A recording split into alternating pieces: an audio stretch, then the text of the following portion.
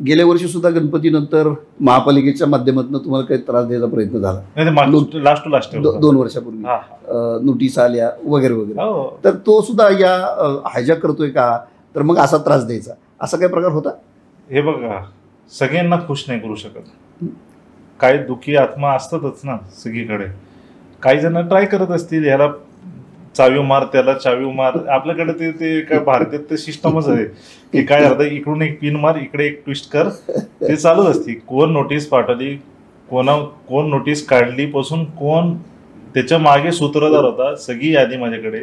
मी त्याच्यावर काही कमेंट करणार नाही.